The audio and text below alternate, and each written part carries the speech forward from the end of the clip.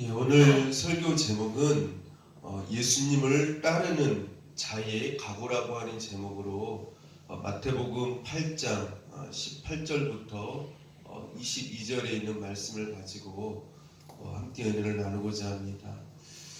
우리는 예수님을 믿으면서도 믿는 것이 과연 무엇인가를 깊이 생각해 보아야 합니다. 왜 그런가 하면 많은 사람들이 하나님의 뜻과 진리를 의식하지 않고 자기 방식대로 또한 세상 방식대로 살아가면서도 구원을 얻었다라고 착각을 하면서 신앙생활을 하는 사람이 의외로 많기 때문이라고 하는 것입니다. 그래서 주님은 우리에게 분명한 말씀으로 이렇게 하셨습니다. 마태복음 7장 21절에 보니까요, 나더러 주여 주여 하는 자마다 천국에 다 들어갈 것이 아니요 다만 하늘에 계신 내 아버지의 뜻대로 행하는 자라야 들어가리라, 이렇게 말씀을 하셨습니다. 이 말씀의 뜻은 내가 예수님을 분명히 내 마음속에 모셨으면 내 안에 예수님이 계시기 때문에 예수님 중심의 삶, 말씀의 중심의 삶, 하나님의 뜻을 따라서 살아갈 수밖에 없다라고 하는 것입니다. 왜냐하면 아까도 말씀드렸지만 내 안에 누가 계시기 때문에요? 예수님을 내 안에 모셨기 때문에, 그 예수님이 내 안에서 역사하시기 때문에, 그 예수님이 내 생각과 마음을 주장하시기 때문에 우리는 예수님을 모시게 되어지면 하나님의 뜻대로, 하나님의 말씀대로 살아갈 수밖에 없다라고 하는 것입니다. 따라서 내가 예수님을 내 마음속에 진정으로 모셨는가를 어떻게 알 수 있느냐? 예수님 중심의 삶을 살아가고 있느냐? 하나님 말씀 안에서의 삶을 살아가고 있느냐? 아버지의 뜻대로 살아가고 있느냐라고 하는 것을 통하여서 내가 예수님을 진정으로 모셨구나라고 하는 것을 우리는 깨달을 수가 있다라고 하는 것입니다. 많은 사람들의 믿음 생활을 자세히 살펴보면 신앙의 모양과 형태는 나름대로 있습니다. 그런데 믿음 생활의 그 속을 깊이 살펴보면 하나님과 그 말씀의 진리는 없고 자기의 생각과 사고의 틀만이 자리 잡고 있어서 그것에 의하여서 조종을 받고 끌려 살아가는 사람들이 의외로 많이 있다는 데에 문제의 심각성이 있다라고 하는 것입니다. 다시 말씀드리면 종교적인 어떤 모습은 있는데 세상에 속한 자기 자아가 주인이 되어져서 살아가는 그런 삶을 살아가는 경우가 많다라고 하는 것입니다. 예수님을 믿는데 성령의 감동하심을 따라 살아가는 것이 아니라 하나님의 말씀의 뜻을 따라 살아가는 삶이 아니라 자기의 생각과 자기의 어떤 그런 감정과 자기의 뜻과 세상 방식을 따라서 살아가는 경우가 많다라고 하는 것입니다. 이러한 삶은 예수님을 따르는 삶이라고 볼 수가 없다라고 하는 것입니다. 또한 이 부분에 있어서 우리가 특별히 점검해야 할 부분은 무엇이냐면은 내가 과연 예수님을 영접했는지, 예수님을 내 마음속에 모시고 있는지 구체적으로 생각해 보아야 된다라고 하는 것입니다. 점검해 보아야 한다라고 하는 것입니다. 왜냐하면 예수님을 겉으로 볼 때에는 믿는 것처럼 보이지만 사실 그의 영과 생각과 가치관을 지배하고 다스리는 것은 육신의 소욕과 자기의 자아이기 때문에 영에 속한 사람으로 살아가는 것이 아니라 세상과 육에 속한 사람으로 살아가는 경우가 많기 때문이라고 하는 것입니다. 따라서 이러한 육신의 자아와 소욕 때문에 자기 속에 있는 영이 고통과 탄식을 받게 되어진다라고 하는 것입니다. 오늘 본문 18절을 보시면 좀 이상하다라고 하는 생각이 드실 것입니다.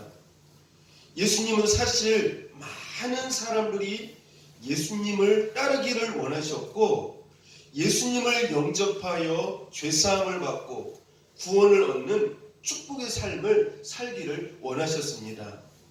그래서 삭개오라고 하는 사람이 예수님을 너무너무 사모하여 보고자 하되 키가 작아 볼 수 없게 되자 뽕나무 위에 올라가 예수님을 바라보았습니다. 그때 예수님은 삭개오를 보시면서 너무너무 기뻐하시면서 내가 오늘 너와 너의 집에 유하겠다라고 하셨고 삭개오도 아브라함의 자손이라고 칭찬을 하시면서 구원받은 하나님의 백성이라고 말씀을 하셨습니다. 그런데 오늘 본문 18절 말씀을 보면 따라서 합시다. 많은 무리가 애워싸는 것을 보시고 많은 무리가 애워싸는 것을 보시고 즉 예수님을 간절히 쫓음에도 불구하고 주님은 그 무리들을 삭개오처럼 기뻐하고 하나님의 자녀로 인정하고 칭찬하신 것이 아니라 그 무리들을 피해 18절 하반절을 보시면 따라서 합시다. 건너편으로 가기를 명하시니라 이렇게 말씀을 하고 있어요. 그렇다면 예수님은 왜 예수님을 따르고 애워싸는 많은 무리들을 피해 아무 말씀도 하시지 않고 건너편으로 건너가기를 원하시느냐 하는 것입니다. 즉 어떤 사람에게는 주님을 따르는 사람을 기뻐히 받으시고 축복하시면서 또 어떤 사람들이 예수님을 따를 때에는 피하시면서 건너편으로 건너가는 행동을 취하셨느냐라고 하는 것입니다. 이러한 의도와 주님의 분명한 뜻을 우리가 깨닫게 되어졌을 때에 우리가 신앙이 무엇인가 그 핵심을 정확히 깨닫고 바른 믿음 생활을 할 수 있게 되어진다라고 하는 것입니다. 본문 19절 말씀에 한 서기관이 예수님께 너무나도 기쁜 말로 믿음의 고백을 하는 것을 볼 수가 있습니다. 여러분 우리 19절 말씀 한번 같이 한번 읽어봅시다. 자 시작. 한 서기관이 나와 예수께 아뢰되 선생님이여 어디로 가시든지 저는 따르리이다. 이 말씀은 예수님이 모든 사람들로부터 얼마나 듣고자 하는 말씀입니까? 그렇지 않습니까? 왜냐하면 서기관이 세상 길로 가겠다고 하는 말씀도 아니고 자기의 욕망을 따라 자기가 추구하는 길을 가겠다는 말도 아닙니다. 예수님이 어디를 가시든지 따라가겠다라고 하는 그 의미입니다. 그러면 주님이 이 서기관의 고백을 듣고 매우 기뻐하셔야 되지 않겠습니까? 그러나 주님은 이러한 서기관의 신앙 고백을 하는 그러한 말을 듣고 내가 복이 있도다 이러한 말씀을 하신 것이 아니라 인간의 이성으로는 이해할 수 없는 섭섭한 말씀을 하시는 것을 우리는 볼 수가 있습니다. 20절 같이 한번 읽어봅시다.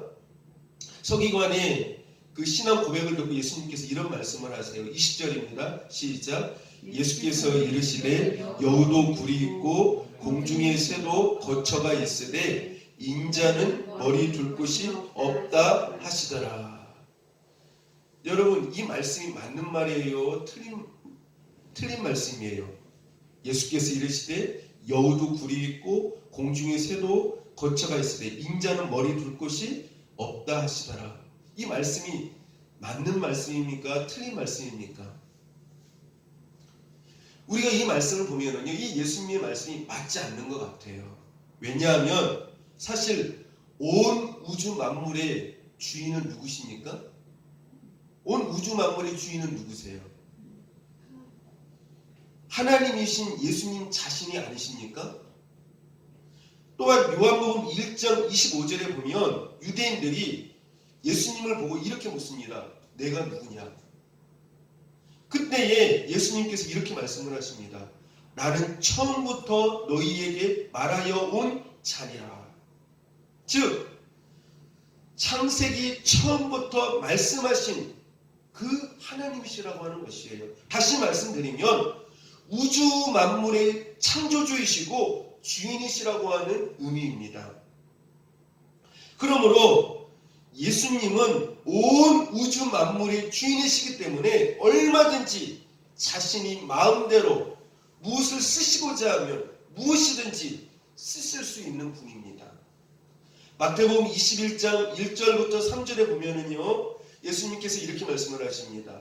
그들이 예루살렘에 가까이 와서 감람산 밧개배에 이르렀을 때에 예수께서 두 제자를 보내시며 이르시되 너희 맞은편 마을로 가라. 곧 메인 나귀와 나귀 새끼가 함께 있는 것을 보리니 풀어 내게로 끌고 오너라. 만일 누가 무슨 일을 하거든 주가 쓰시겠다 하라. 그리하면 보내리라 하시니. 주님은 다시 말씀드리면 예수님은 모든 만물의 주인이시기 때문에 주께서 나귀를 쓰시겠다라고 하자 그 사람은 그 나귀를 예수님께 드렸던 것을 볼 수가 있습니다. 그렇기 때문에 예수님께서 하신 말씀, 이 서기관에게 하신 말씀은 납득이 가질 않아요. 인자는 머리 둘 곳이 없다. 납득이 되십니까? 모든 것이 주님 것인데요. 모든 것이 주님의 뜻 아래 있는데요. 인간적인 생각으로는 납득이 가지 않아요. 인자가 머리 둘 곳이 없다. 모든 것이 주님의 것 아닙니까? 주님께서 창조하신 것이 아닙니까? 주님이 주인이시잖아요. 그런데 주님께서 머리 둘 것이 없다. 납득이 가지 않습니다. 그리고 더더군다나 인간은 하나님이 만드신 자연을 잠시 관리하는 뭐에 불과해요? 청지기에 불과해요. 다시 말하면 종에 불과해요. 그런데 예수님은 모든 만물의 창조주이시며 주제이신 하나님이심에도 불구하고 본문 20절에 도저히 납득이 안 가는 말씀을 하신다라고 하는 것입니다. 예수께서 이르시되 여우도 굴이 있고 공중의 새도 거처가 있으되 인자는 머리 둘 곳이 없다 하시더라. 납득이 가십니까? 이해가 가세요? 그렇다면 예수님은 어떤 의도를 가지고 인자는 머리 둘 곳이 없다라고 하는 그러한 말씀을 하셨을까요? 그것은 바로 믿음의 고백을 하는 것처럼 보이는 서기관을 비롯하여 이 세상 모든 사람들이 주님을 대하는 영적인 자세와 상태를 말씀해 주고 있는 것입니다. 그것을 요한복음 1장 5절에서 정확하게 말씀해 주고 있습니다. 따라서 한번 해봅시다. 빛이 어두움에 비추되 어두움이 깨닫지 못하더라. 이것이 바로 무엇입니까? 인자는 머리 둘 곳이 없다라고 하는 의미예요. 빛이 어두움이 비추되 어두움이 깨닫지 못하더라. 여기서 빛은 누구를 말씀하시는 겁니까? 예수님 말씀하시고요. 어두움은요, 바로 세상과 우리들을 말씀하고 있는 것이에요. 주님은 이 땅에 오실 때부터 기거할 거처가 없으셨습니다. 그래서 모든 사람이 외면하는 자리, 냄새나는 마국간에 오실 수밖에 없었다라고 하는 것입니다. 이것은 이 땅에 오신 예수님을 처음부터 마음으로 외면하는 모든 인류의 영적인 상태를 말해주고 있는 것입니다. 또한 예수님의 33년의 삶을 보면 하나님의 아들이심에도 불구하고 일평생 많은 사람들에게 외면을 당하셨을 뿐만 아니라 무시와 욕설과 맞음과 결국에는 가장 고통이 심한 십자가의 그 저주의 자리에까지 모든 인간들은 예수님을 그 자리에 내주었다라고 하는 것입니다. 따라서 예수님이 머리 둘 곳이 없다라고 하는 말씀은 집과 기갈 장소가 없다라고 하는 의미가 아니라, 따라서 합시다. 모든 사람들은 어두움과 세상에 속해 있기 때문에 사람들의 삶과 신령 속에서 예수님이 외면당하시는 의미로 받아들여야 합니다. 인자는 머리 둘 곳이 없다라고 하는 이 말씀의 의미는 예수님께서 집과 기거할 거처가 없다라고 하는 그런 의미가 아니에요. 모든 인간에게 예수님이 어떻게 되셨다라는 거예요? 외면당하셨다라는 것이에요. 외면당하신 예수님. 그것이 바로 인자는 머리 둘 곳이 없다라고 하는 그 의미를 말씀하고 있는 것이에요. 그래서 외면당하시기 때문에 이 땅에 오실 때부터 예수님은 어디에서 탄생하셔야만 됐습니까? 나무꾼이었어요.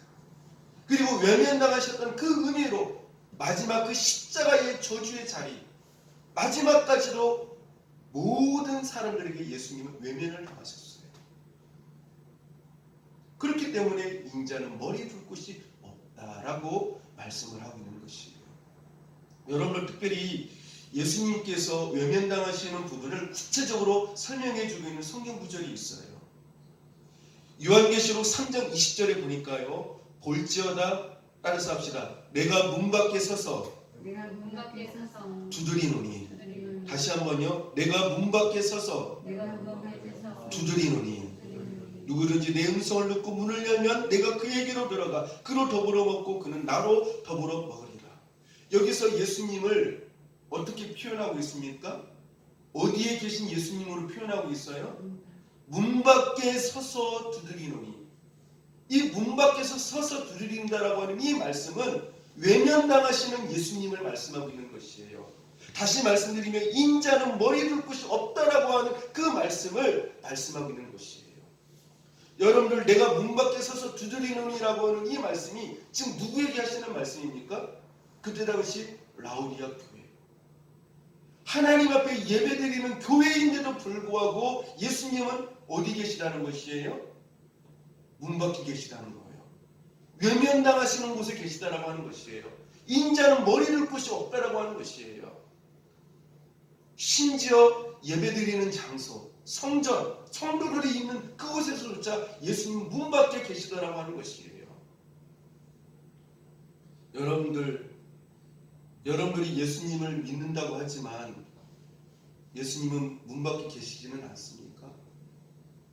문 밖에 서서 예수님은 머리 둘 곳이 없으신 분으로 여러분 가운데 계시지는 않습니까? 고린도전서 3장 16절에 보면은 하나님의 영, 예수님의 영이신 성령님이 어디에 계셔야 할 것인가를 분명히 말씀해 주고 있어요. 너희가 하나님의 성전인 것과 하나님의 성령이 너와 너희 안에 거하시는 것을 알지 못하느냐. 따라서 우리가 주님을 믿는다고 말로는 고백하지만, 따라서 합시다. 내 삶과 내 마음의 중심 밖에 주님이 계실 때가 많다는 것입니다. 여러분들, 많은 사람들이요, 주님을 믿는다고는 하지만 그 마음의 성전에 주님이 계시지 않은 성전이 그 성도들이 얼마나 많은지 몰라요. 주님이 그들의 마음 밖에 계시는 그런 성도들이 얼마나 많은지 몰라요. 자기가 인생의 주인이 되어서 자기 마음의 왕자에 주님이 앉아야 할 그 자기 자신의 그 중심에, 그 마음의 자리에 성령님이, 예수님이 앉아 계셔야 되는데 그 예수님을 밖으로 내모르시고 자기가 그 안을 차지해서 문 밖에 계시는 외면당하시는 예수님으로 우리가 신앙생활 할 때가 얼마나 많은지 몰라요. 여러분들 예배도 드리고 기도도 하고 찬양도 하는데 그래요. 그런데 밖에 나가면 예수님이 나한테 외면당하시는 분들 때가 얼마나 많은지 몰라요. 자기가 주인이 되어져서 자기의 생각대로 자기의 뜻대로 예수님을 몰아내고 예수님의 말씀과 예수님의 뜻을 몰아내고 자기가 주인이 되어져서 자기 마음의 보좌에 앉아서 자기 마음대로 인생을 살아가는 외면당하시는 예수님을 우리가 얼마나 볼 때가 많은지 모릅니다. 주님은 말씀하십니다. 마음의 문을 열어서 내가 너희 안에 들어갈 수 있도록 너희 중심에 들어갈 수 있도록 해라. 그래서 너희 심령을 너희 마음을 하나님의 성전으로 삼아 그 예수님이 내 안에서 나를 다스리며 또 나의 주인으로 영광 가운데 계시기를 바라신다라고 하는 것입니다. 그래서 요한계시록 3장 20절의 말씀이 오늘 본문 20절의 말씀으로 바꾸어서 다르게 표현한 말씀인 것입니다. 그러므로 오늘 20절에 있는 예수께서 이르시되 여우도 굴이 있고 공중의 새도 거처가 있으되 다시 한번 따라서 해봅시다. 인자는 머리 둘 곳이 없다 하시더라. 이 말씀이 무슨 뜻일까요? 서기관 내가 예수님을 쫓는다고 하는 어떤 그 종교적인 행위에 앞서서 내 마음속에 자리 잡고 있는 내 자아를 내려놓고 내 마음을 활짝 열어서 그 내 마음의 그 보좌에 있는 네가 내려오고 예수님을 마음속에 어떻게 하는 거예요? 왕으로 모시라는 것이에요. 주님으로 모시라고 하는 것이에요. 그래서 너의 삶과 중심에 나를 주인으로 받아들이고 주님의 다스림과 통치를 받으면서 살라라고 하는 말씀인 것입니다. 네가 나를 쫓겠다라고 고백은 하지만 정말 너의 마음속에 나를 영접하고 사모하는 마음이 있느냐? 주님은 그것을 우리에게 묻고 계신 것입니다. 그러므로 내가 예수님을 쫓는 분명한 근본적인 이유가 무엇이고 왜 나를 따르려고 하는지를 분명히 내 자신에게 묻고 그것이 합당한지 깊이 살펴보라고 하는 것입니다. 오늘 본문 말씀의 바로 위의 내용을 보면은요, 마태복음 8장 1절부터 17절까지 예수님의 병 고치는 기적과 능력이 기록되어 있습니다. 한 나병 환자가 예수님께 고침을 받는 장면, 한 백부장의 종이 중풍병으로부터 주님께 고침을 받는 장면, 예수님의 제자 베드로의 장모가 열병으로부터 주님께 고침을 받는 장면이 나옵니다.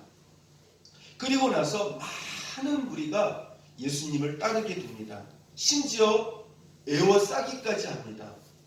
이러한 이들의 행동을 보면 겉으로 볼 때에는 주님을 무척 많이 사랑하는 사람들 같습니다. 그런데 그들의 중심을 보면 주님을 정말 사랑하고 그들의 중심과 삶 속에 모시기 위해서 주님을 따르는 것이 아니라 그들의 세상적인 욕구를 채우고 단지 그들의 야망을 이루기 위하여서 예수님을 찾는 것이지 그 마음속에 예수님을 정말 목말라하고 사랑하는 마음이 없었다라고 하는 것입니다. 이러한 실체의 예가 누가복음에 보면은 기록되어져 있어요. 여러분들 10명의 문둥병자가 나병 환자가 성경에 보면은 나오지 않습니까? 그 나병 환자가 예수님을 얼마나 간절히 찾았어요. 주 예수여 우리를 불쌍히 여겨 주시옵소서 하면서 얼마나 예수님을 애타게 목마르게 예수님을 찾았는지 몰라요. 그래서 예수님께서 그들에게 다가가셔서 그들의 나병을 깨끗하게 다 고쳐주셨어요. 그렇죠? 다 고쳐주셨어요. 근데 그 고침을 받은 나병 환자 10명 중에 9명은 어떻게 했습니까? 다 자기 길로 갔어요. 제갈 길로 갔어요. 한 명만이 와서 예수님께 감사하면서 찬양하는 것들을 볼 수가 있어요. 다시 말씀드리면 이들은 예수님의 병 고치는 여러 기적들을 보면서 예수님을 하나님의 아들이심을 깨닫고 인정하며 믿음으로 회개하는 쪽으로 가는 것이 아니라 자기들이 세상적으로 필요한 야망과 욕심과 자기의 뜻을 이루는 데에 필요한 분으로 생각하며 다가갔던 것입니다. 따라서 해봅시다. 예수님이 이들 인생의 목적이 아니라 수단으로 예수님을 이용하였던 것입니다. 이 10명의 나병 환자들, 이 나병이 다 고쳐지니까 어떻게 했어요? 예수님을 떠났어요. 예수님이 목적이 아니었죠. 예수님을 간절히, 그들이 병이 낫기 전에 예수님을 간절히 찾았어요. 그런데 이들에게 있어서 예수님이 목적이 아니었어요. 자기 목적이 이루어지니까, 자기의 뜻이 이루어지니까 어떻게 했습니까? 예수님을 떠났어요. 예수님이 목적이 아니라 그들의 수단이었다라고 하는 것을 알 수가 있습니다. 이들은 정말 알아야 할 자기들의 영적인 상태를 제대로 보지 못하였습니다. 하나님 말씀의 편에서 볼 때 하나님에게서 멀리 떠나 있고 세상 욕심으로 가득 차 있었으며 자기들이 죄와 사망의 그늘에 앉은 자들이라고 하는 무서운 사실을 알지 못했습니다. 예수님이 아니고서는 이 자리에서 빠져나올 수 없다라고 하는 것을 깨닫지 못했습니다. 그래서 이들은 자기의 어떤 심각한 영적인 상태를 고민하며 애통해하는 심정으로 주님께 온 것이 아니라, 따라서 합시다. 자기의 배를 채우고 끝없는 자기 속에 들어있는 욕망을 채우기 위함이었던 것입니다. 그래서 예수님이 필요했던 것이에요. 하나님 앞에 자기의 삶을 돌이키고 이제 내가 이렇게 살면 되지 않겠, 이렇게 살면 안 되겠다라고 그 애통해하는 마음과 슬픈 마음을 가지고 회개하고 이제 주님을 위해서 살아도 죽어도 살겠다라고 하는 그 목적을 가지고 주님을 사랑해서 나왔던 것이 아니라 어떤 것이었습니까? 자기의 배를 채우고 자기 속에 있는 욕망을 채우기 위한 하나의 수단으로 예수님을 따랐다라고 하는 것이죠. 겉으로 볼 때는 예수님께 믿음의 고백을 하고 따르겠다라고 하지만 그 속을 보면 사실은, 따라서 합시다, 예수님께 전혀 관심이 없었습니다. 예수님 자신이 목적이 아니라 예수님께 속한 그 능력이 그들의 관심이었던 것이에요. 여러분, 오늘날 신앙생활의 큰 문제점이 무엇이냐면요, 많은 성도들이요, 예수님이 좋은 게 아니에요. 예수님을 사랑해서 따르는 게 아니에요. 예수님의 능력이 좋은 거예요. 예수님의 능력이. 그러니까 사실 예수님께는 관심이 없어요.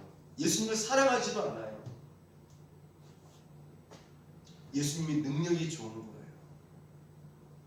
그래서 그 예수님의 능력이 관심의 대상이었고 그 예수님의 능력을 통하여서 세상적인 성공과 야망만을 이루기 위하여서 예수님을 따라갔다라고 하는 것입니다.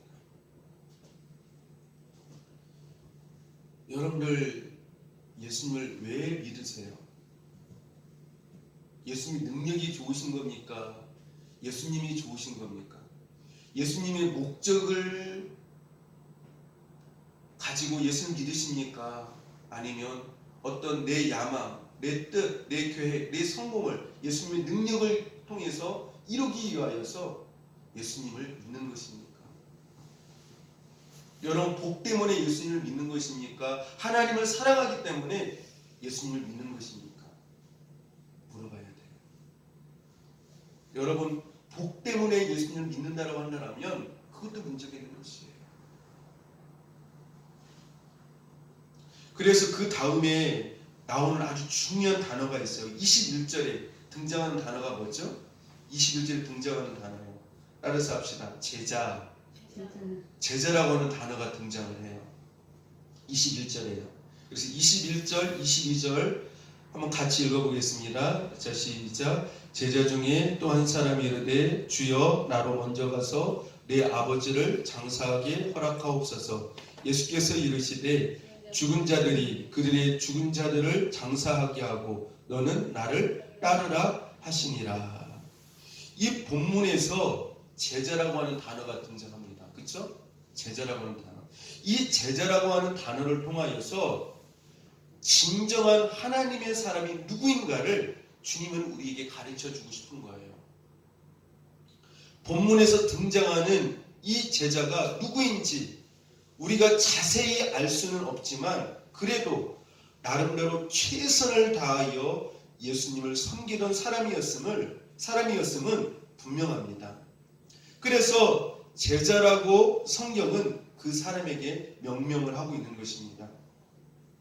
그러나 오늘 본문은 예수님이 원하시는 제자도가 영적 수준이 어느 정도여야 함을 우리에게 말씀해 주고 있습니다.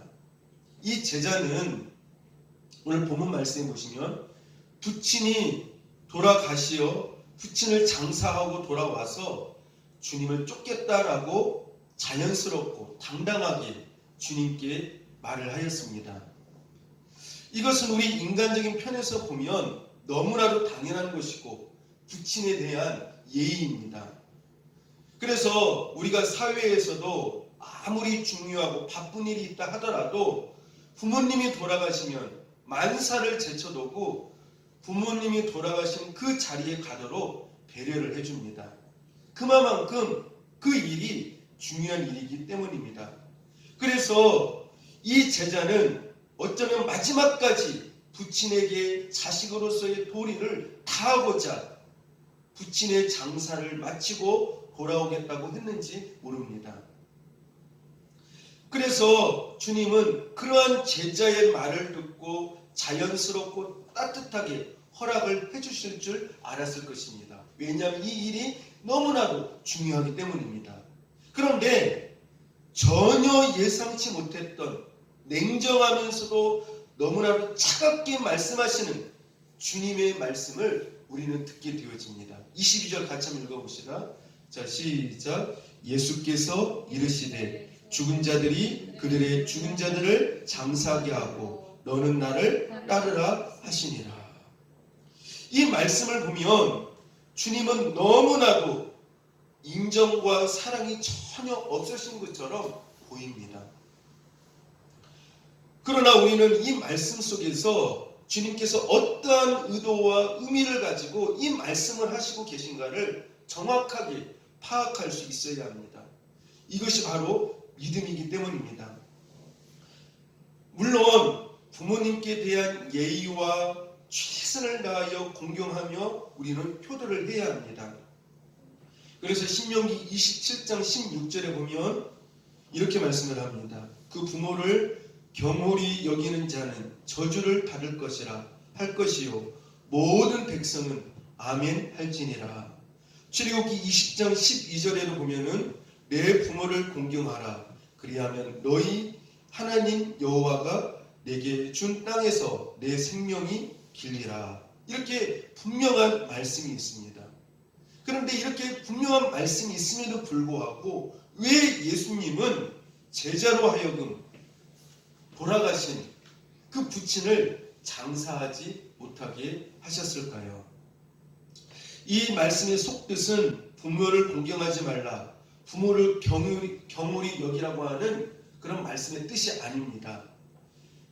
제자라고 하는 것은 부모님을 공경하고 최선을 다하여서 섬겨야 되지만, 따라서 합시다. 하나님의 나라와 하나님의 일을 하는 데 있어서 그것이 방해가 되고 하나님의 뜻을 막는 일이 된다면 중지해야 됨을 말하며 동시에 우선순위가 하나님께 있음을 알려주는 말씀입니다. 또한 따라서 합시다. 하나님을 부친보다도 더 사랑해야 됨을 암시하고 있는 말씀입니다. 그래서 주님은 말씀하십니다. 마태복음 10장 37절에 보시면은요, 아버지나 어머니를 나보다 더 사랑하는 자는 내게 합당하지 아니하고 아들이나 딸을 나보다 더 사랑하는 자도 내게 합당하지 아니하고라고 말씀을 하고 있습니다. 우리가 그 예를 구약에 하나님을 잘 섬겼던 남유다왕 아사를 통해서 깨달을 수도 있습니다. 역대하 15장 16절에 보면은요, 이렇게 말씀을 하고 있습니다.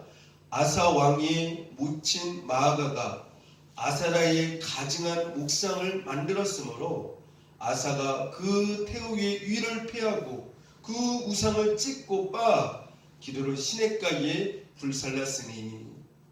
그렇습니다. 아사 왕은 모친을 공경하고 잘 섬겼지만 그 모친이 하나님의 뜻에 어긋나는 우상을 섬기는 삶을 살았을 때에는 그 태우의 위를 폐하였을 뿐만 아니라 그 우상을 찢고 빻아서 기도로 시냇가에 불사르는 삶이었다라고 하는 것입니다. 인간적인 눈으로 보면 아사 왕이 모친의 뜻을 어기는 불순종적인 삶인 것 같지만 모친이 하나님의 뜻에 역행하는 삶을 살았기 때문에 하나님을 기쁘시게 되고 죄의 전염성을 미리 막고 모친을 영적으로 살게 하기 위해서는 폐위할 수밖에 없었다라고 하는 것입니다. 그러므로 우리가 부모님을 공경해야 돼요. 효를 해야 돼요. 그런데 어디 안에서요?